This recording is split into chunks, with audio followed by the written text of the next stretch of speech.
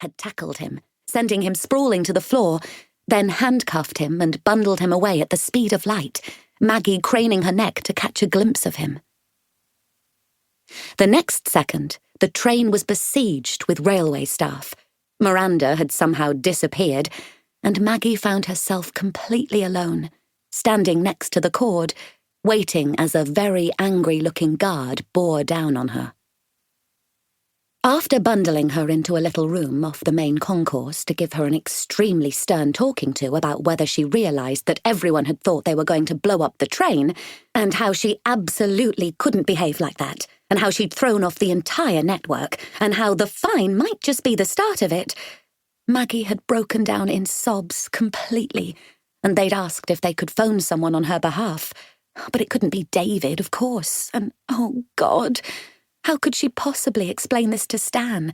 And everyone else had disappeared for the summer, which was why they had eventually got in touch with Dr. Deverell, the headmistress of Downey House, and why she had been deposited by the British Transport Police back where this had all started. It was hard to believe it was barely lunchtime.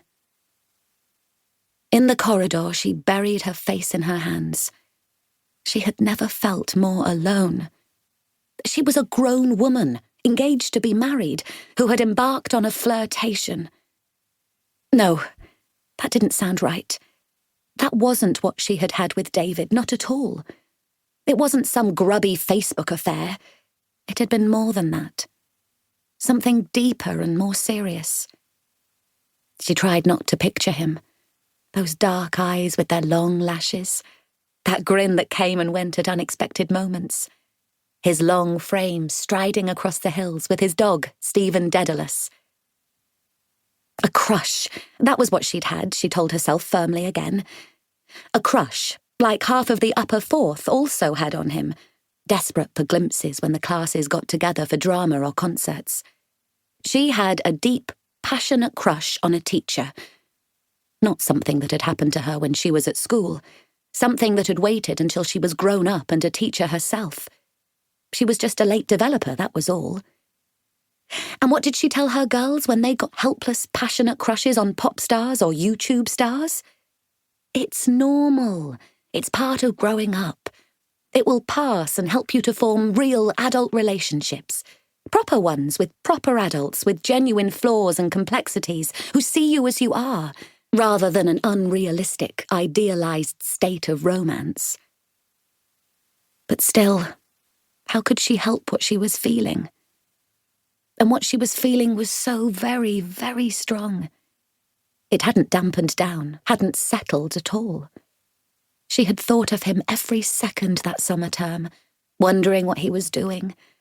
Every sleepless night, twisted in the bedclothes of her single bed in her turret rooms.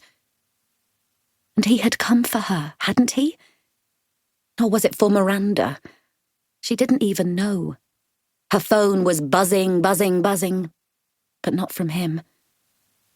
Oh, God. A wedding planned, invitations sent, Stan waiting after she had sworn to him, sworn to his face on the lives of her beloved nephews Cody and Dylan, that this was it, that she would never, ever get caught up with David again. A dress hanging on the back of a door. Her stomach was ice water. How had everything gone so wrong? This was such a mess. Chapter 3. Wallet, keys. The policeman looked askance at David's keys as he filled in the discharge form. They were ancient, heavy things. Where do you live? A dungeon? David tried to smile, but couldn't. Dr. Fitzroy, his headmaster, was waiting right outside. This wasn't going to be remotely pleasant. A school, for now. The policeman looked up at him, narrowing his eyes, then shook his head as he ticked off the list. Right, that's your lot. David blinked. And my phone? He said. The policeman looked in the bag. No phone here. David cursed. He hated his mobile at the best of times, but the one thing it did have was absolutely the only thing he needed.